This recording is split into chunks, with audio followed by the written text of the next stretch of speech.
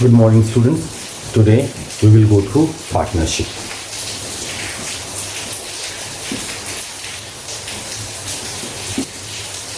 Say one comes up and it removes all the flaws, all the loopholes, all the demerits of the previous one. I mean, here the partnership comes and moves all the flaws of sole proprietorship. So the features of partnership, if we study, we can go through the demerits of partnership, and all those each of those demerits are rectified, removed, and then partnership form was formed.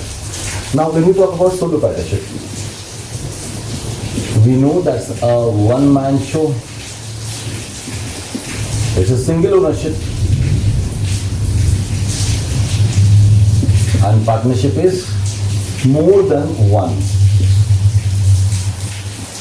That means at least two. So at least two persons can come and make a partnership firm.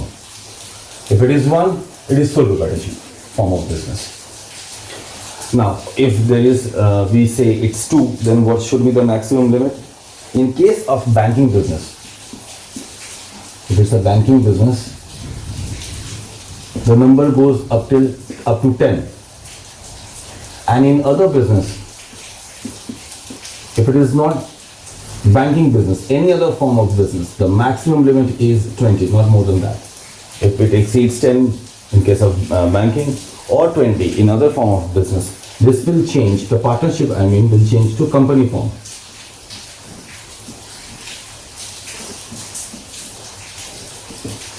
Sole proprietorship, the oldest and the first form of commercial organization. Partnership is the second form of organization which will move all the flaws and demerits of sole proprietorship. And the partnership, when it comes to partnership will also have some flaws and demerits, and all the flaws and demerits will be removed by the company form of organization, which is the third form of commercial organization. Clear? So what else about partnership? Partnership is a form of organization which is being governed by the Partnership Act 1932. So this is the act under which the partnership form of organization comes, partnership form of business comes, and it is maintained. So we will see one by one what are the things. First is two or more persons. I told you it will be more than one person, there is at least two persons, and it will be 10 in case of banking, and in our business it is 20. Next is contractual relationship.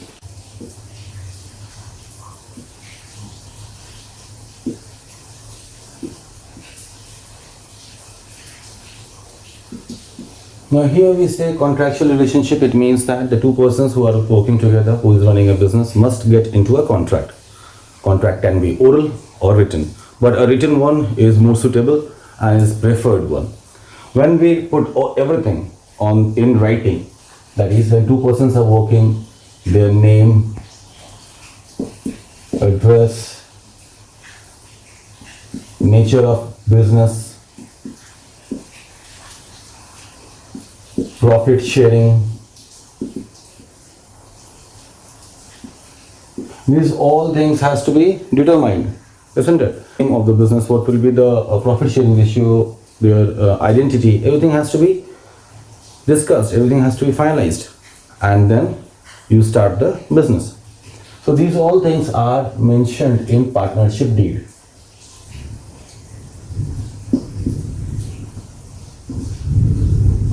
Second point is, why partnership deed? Partnership deed is a written agreement between two persons entering into a contract. So everything has to be done legally here. Nothing will go like out of the law. Everything goes in front of the eyes of law.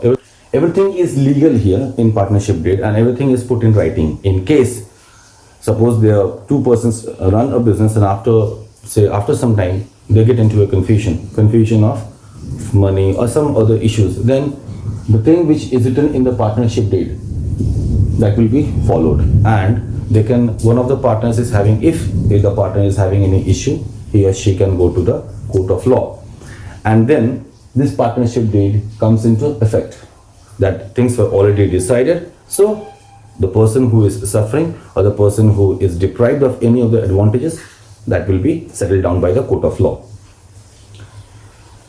Partnership deed is moreover and a certificate from all the partners, and they all of them are having a copy, and they are having a certificate as what would be the legal terms, like how the legal issues are maintained. That will be written in partnership deed. Here, suppose a father and son, they both got into a partnership firm, father and son. But here, in the eyes of partnership, in the eyes of law, if they are running a partnership firm, they are having a contractual relation. Here we won't consider the blood relations, but we will consider the two persons are entering into a contract to run a partnership firm. That is how it is seen from the eyes of law. Maybe they are very close, they are father and son, but this point won't be taken. This blood relation won't be taken. So here both father and son will be a partner and they will share the profits. So here what we mean by contractual relationship is that two persons, doesn't matter whether even if they are in a blood relation, even if they are friends, very close friends, but when it comes to partnership firm, everything has to be put down on pen and paper and the things are to be legalized. Third is lawful business. Partnership, being the second form of organization, says that you should run a lawful business. That business should not be illegal anyway, not against the society, not against any particular sect, any caste. That should be a legal one. Sharing of profits. See, before this partners starts the business, this aspect is seen, this aspect is determined, like what will be the sharing of profits. Like a person is sharing, suppose 100 rupees is the profit. So how it will be shared? Like 50-50 or 60-40 or 70-30. So whichever way the partners decide, that will be determined before the business starts and that will be mentioned in the partnership deed. Next is implied agency.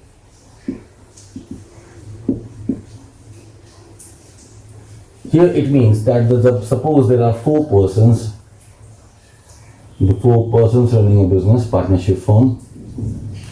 Here, these all four are responsible for any of the activities or any of the statement given. Like, you know what bonus? So these all four partners decide that we will give 20% bonus to our employees. Now bonus is a fund, is a raise or is a money given to its employees who are below a particular particular level of salary. Then those persons are given on a time of festivals or on time of some important dates. They are given some amount of money as per their salary. They should be below a particular salary slab. Then only they are eligible for bonus. Bonus is not given to all the employees. It is given to a particular salary paid, particular employees who are having a salary below a particular amount. That is totally dependent on the company's laws and policies. So here bonus is to be given. So all these four partners decided to give 20%. One among them came up and announced in the meeting or to the employees that we are going to give 25%. Suppose this happens.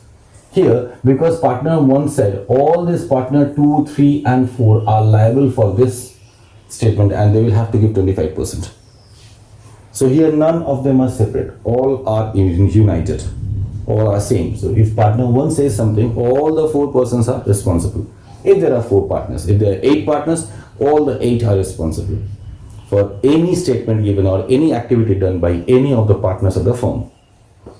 This is what implied agency means. Next is no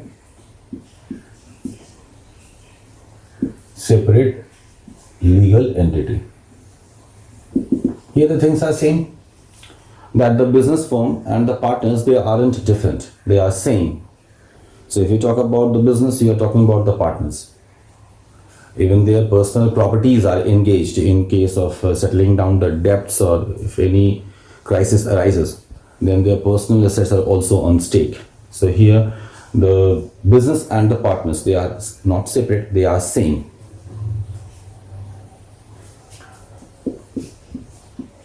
Next point is unlimited liability. As I told you that they are same they are indifferent, this all the partners and the business, this business, they are same. So here is unlimited liability. It means that all the four persons' personal assets are engaged to settle down the debts of the firm. In case the company is running short of funds or is in debt or is in crisis, all the four persons have to give their personal assets, their personal property to settle down the issues.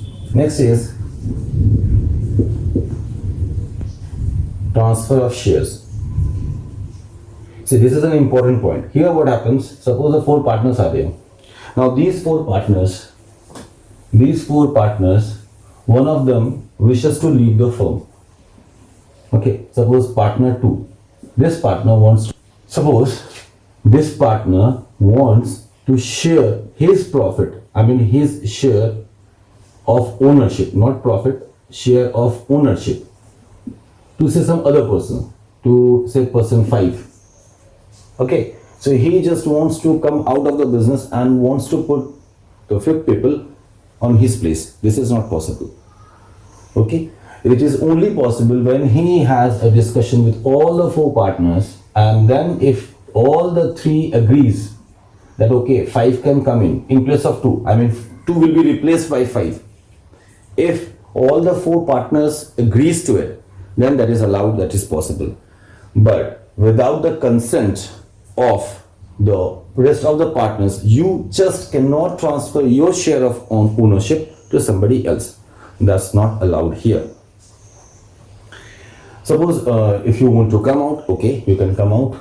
That is, the dissolution of the firm will be done, the firm will be dissoluted, and a fresh firm will be started by 1, 2 and 3. Okay, in accounting, if the partner, suppose he passes away, then there is a separate account which we say as a death of partner. We have separate accounts for those who wants to go away. There is retirement of partner.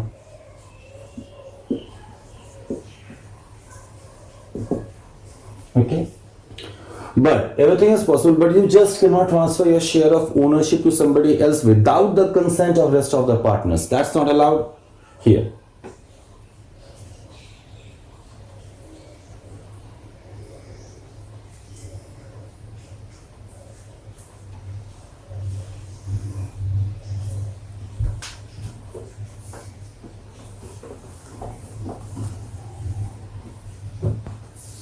Next is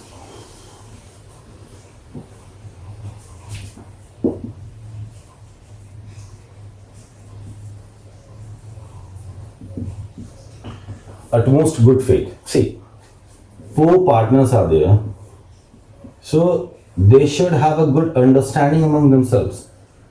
No. If the 4 are not having a proper communication, if 4 of them doesn't work on perfect harmony, then there will be a trouble.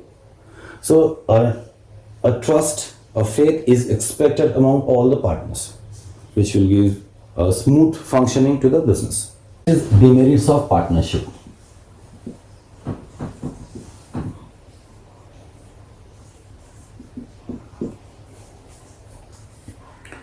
First is unlimited liability. See, this is a serious disadvantage, that even if you give capital and 2 or 3 persons are working, still your personal assets, your personal properties are engaged. So that is a negative thing here. Next is uncertain continuity. Uncertain continuity, when I say, I mean that 4 persons are working together.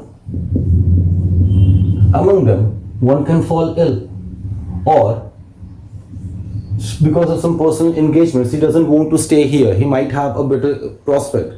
Okay, he wants to leave the business. So here 4 persons will stay together for long and will run this business smoothly. That doesn't happen normally. One of them comes up and they say he wants to leave the business. So here we have this uncertain continuity. Third is limited resources. When I say limited resources, it means 4 persons are there. So these 4 persons will have their own capital involved, they cannot ask capital from outside.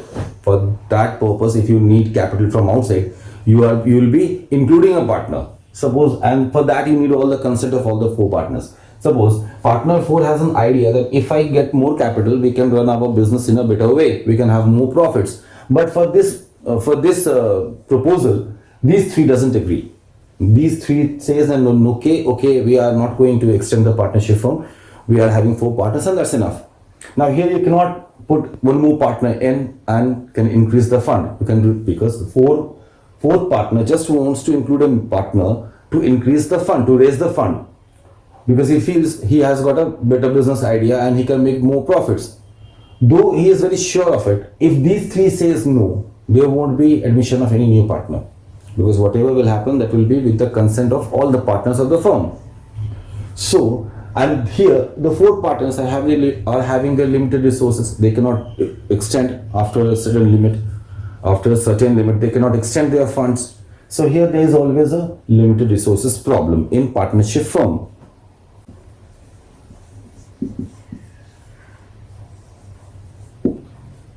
So suppose you are 4 friends, you are having your best friend with you. Okay. Yeah, can you guarantee, can you tell me that you never had a fight with your friend? You never fought with your friend and you have a very good relationship always, right, straight from the nursery? Even if you are friends, you fight because there is a difference in opinion. So we fight with our friends. Okay. Where there is no money involved. There is no intention of earning profit. Here 4 persons are working together and money is involved. Just think the confusion.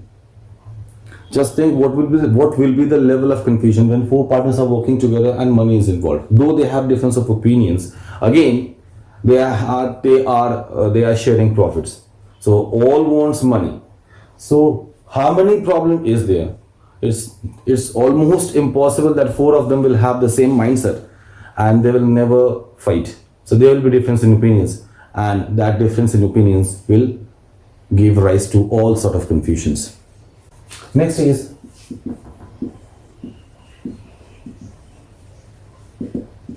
restriction on transfer.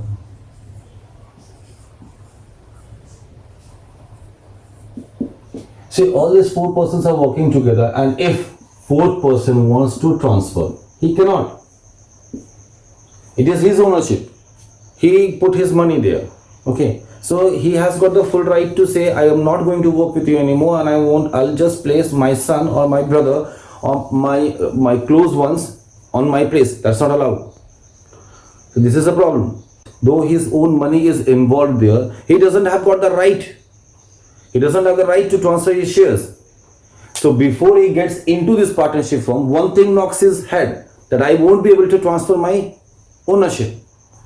So somewhere or the other, people hesitate going into a partnership firm or that state of ownership where that it is not transferable. I mean, you should be getting options. When your options are restricted, when your options are seized, you just don't want to get into that form of business. So here that is a problem. Next is